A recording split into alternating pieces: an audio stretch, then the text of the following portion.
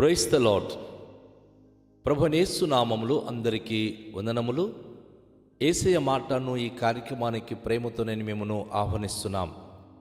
ఈ దినము యేసయ్య పలికిన మాటను మార్కు సువార్త 4వ అధ్యాయము 30 నుండి 34 వచనాలు ధ్యానించుకుందాం. మరియు ఆయన ఇట్లా నేను దేవుని రాజ్యమును ఎట్లు పోల్చెదన్, ఏ ఉపమానముతో దానిని ఉపమించెదన్. అది ఆవగింజ పోలి ఉన్నది.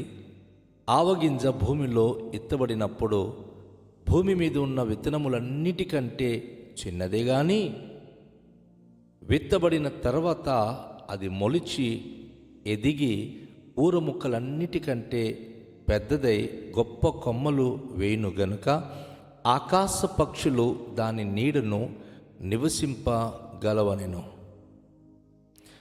వారికి వినుటకు శక్తి కలిగిన కొలది ఇలాంటి అనేకమైన ఉపమానములను చెప్పి ఆయన వారికి వాక్యము బోధించెను.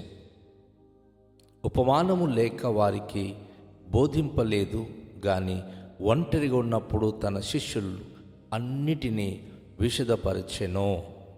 దేవునికి మహిమ కలుగును గాక.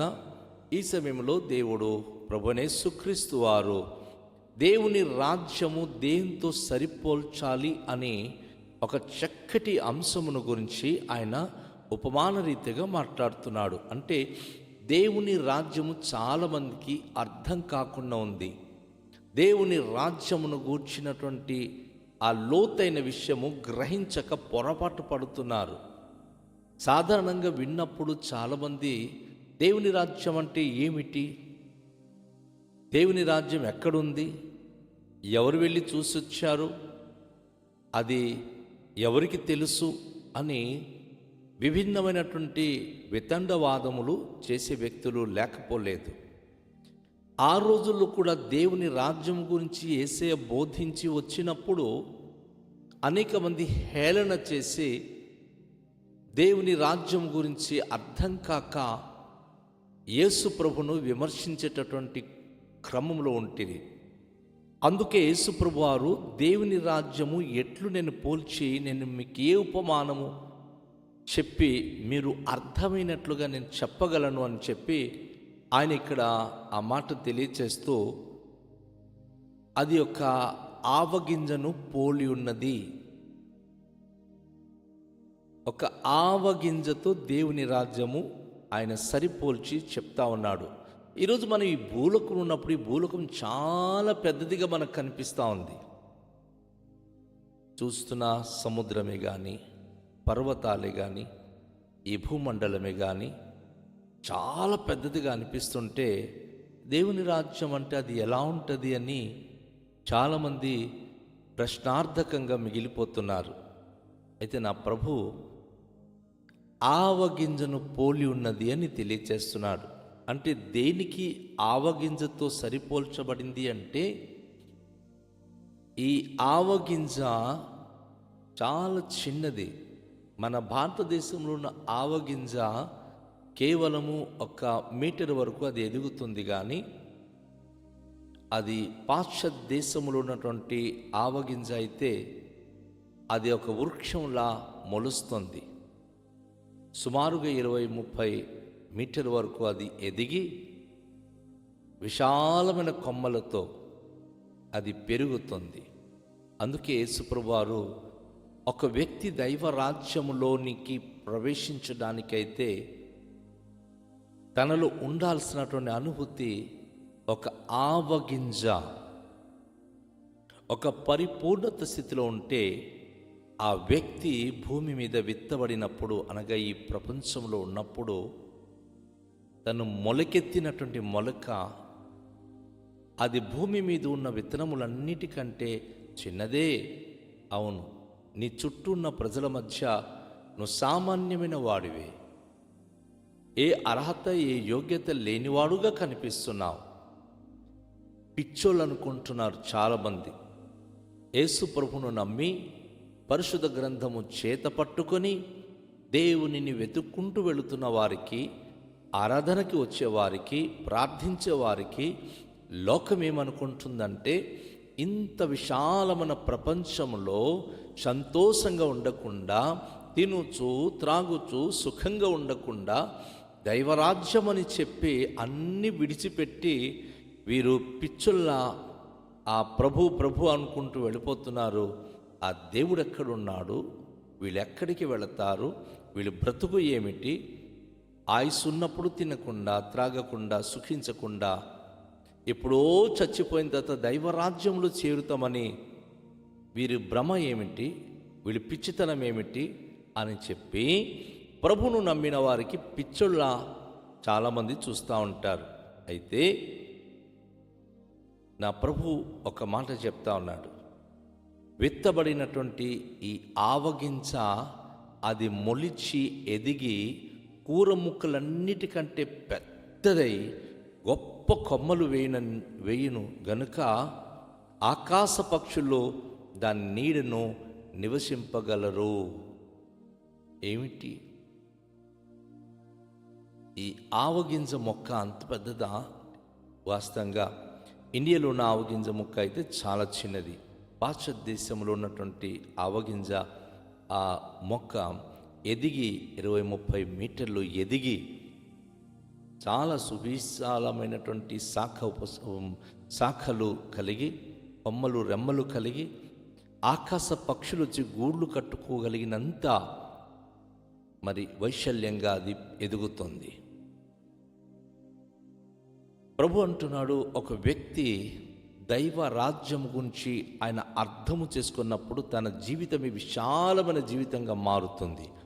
అనేక మందికి ఆయన ఆశ్రయం ఇవ్వగలడు, అనేక మందికి నిరీక్షణ పుట్టించగలడు, అనేక మందికి తన నీడలోనికి ఆయన తీసుకురాగలడు. ఒకవేళ ప్రభువును నమ్మిన వారైతే నా సోదరి, నా సహోదరుడా, కేవలం ఒంటి ఆకుతోనే ఒంటి కొమ్మతో నేను ఉండిపోయి ఉన్నావా? లేకపోతే శాఖోపశాఖంగా నువ్వు ఎదుగుతున్నావా? అనేక మంది నీతో కలిసి ప్రభు రాజ్యానికి చేరేవారుగా ప్రోత్సాహపరచి ఆ అనుభూతిలోనూ నువ్వు నడిపించగలుగుతున్నావా? ఈ ఉదయకాశంలో ఒక్కసారి ఆలోచించు. ఈ చెట్టు నీడలోనికి ఆకాశ పక్షులు వచ్చి దాని నీడలో నివసిస్తుంది. దేవుని చేతి నీడిలో ఉన్న నువ్వు ప్రభు కొరకు ఎదిగినప్పుడు ఎంతమందికి నీడ ఇచ్చే స్థితిలో నువ్వు ఉండగలుగుతున్నావో ఒక్కసారి ఆలోచించు. ఎంతమందికి నువ్వు ఆశీర్వాదకరంగా ఉండడానికి నువ్వు సిద్ధపడుతున్నావు అనేది ఒక్కసారి ఆలోచించాల్సిన అవసరత ఎంతైనా ఉంది. దేవుని రాజ్యము విశాలంగా మనలో నుండి అనేక మందికి అది తాకేలాగున, అనేక మంది మనతో కలిసి ప్రభును ఆరాధించేలాగున మనము ఎదగాలని ప్రభు వాక్యం ద్వారా బోధిస్తున్నాడు. ఆయన ప్రజలు వినుటకు శక్తి కలిగిన కొలది ఉపమానమైన రీతిగానే వారికి వాక్యము బోధించేవారు. ఎందుకంటే వాక్యము ఉన్నది ఉన్నట్టుగా బోధించినప్పుడు చాలామందికి అర్థం కాదు. అందుకే ఈ చెట్టు యొక్క ఉపమానం తెలియచేశాడు. గింజ చిన్నదే, కానీ ఎంతోమంది ఎన్నో పశువులకు పక్షులకు ఆశ్రయంగా చెట్టు మారుతుంది. విశ్వాసం చిన్నదే, కానీ ప్రభువులో నువ్వు ఎదిగినప్పుడు అనేక మందికి నువ్వు ఆశ్రయముగా మారాలి. అనేక మందికి నువ్వు దీవెనకరంగా ఉన్న వ్యక్తిగా మారాలి. అనేక మందికి ఆదరించే వ్యక్తిగా మారాలి. కేవలం వాక్యములో మనము వినడం ద్వారా అర్థం కాదు. అందుకే ప్రభు మనకు చెట్టు ఉపమానాన్ని ఆయన తెలియచేశారు. చెట్టు ఏ విధంగా అయితే ఎదిగి అనేక వాటికి ఆశ్రయంగా ఉంటుందో, ఒక మనిషి కూడా ప్రభు కొరకు ఎదిగినప్పుడు అలాంటి ఆశ్రయం ఇచ్చేటటువంటి వ్యక్తిగా ఉండాలని ప్రభు మనకు బోధిస్తున్నాడు. ఉపమానము లేకుండా ప్రభు ఎప్పుడు ఎవరికి ఏది కూడా బోధించేవాడు కాదు. ప్రతి విషయం ఆయన ఉపమానముతోనే చక్కగా బోధించేవాడు. సాధారణంగా ఉపమానము చెప్పినప్పుడు ఎవరైనా సరే కథలు వింటారు కదా అండి. చక్కని షార్ట్ కథలు కానీ ఏదైనా కనుక విషయం చెప్పాలనుకున్నప్పుడు పొడుపు కథలు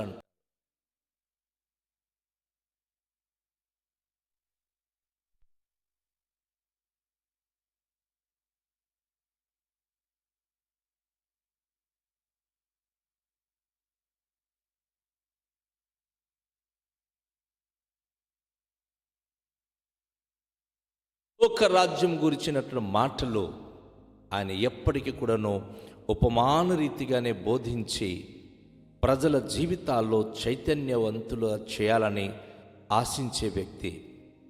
చాలామంది ఉపమానం విని వెళ్ళిపోయేవారు, కానీ అనేక మంది మరి ముఖ్యంగా తన శిష్యులు ఆయన ఒంటరిగా ఉన్నప్పుడు వచ్చి ఆయన చెప్పిన ప్రతి ఉపమానము మాకు స్పష్టమైన రీతిగా విశదపరచమని చెప్పి ఆయనకి ప్రాధేయపడేవారు. ప్రతి ఉపమానం యొక్క అంతరార్థాన్ని ప్రభువైన యేసు ద్వారా వారు నేర్చుకునేవారు. ఆ రోజు అలా నేర్చుకున్న వారే ప్రభు కొరకు తన ప్రాణాలను కూడా వారు అప్పగించి రాజ్య సంబంధులుగా ఎన్ని శోధనలు శ్రమలు వచ్చినా భరించుకున్నారు, సహించుకున్నారు. ప్రభు కొరకు వారు జీవించడం కొనసాగించగలిగారు. ఈరోజు ఈ వర్తమానం వింటున్న నా ప్రియ సహోదరి, నా ప్రియ సహోదరుడా, అర్థం కాని ఏ విషయమైనా దేవుడు ఎంత అద్భుతమైన ఏర్పాటు చేశాడంటే, వాక్యంలో అర్థం కాని ఎలాంటి సంఘటన అయినా పరిశుద్ధాత్మ మనకు వివరించడానికి సహకారిగా ఆయన పంపించాడు.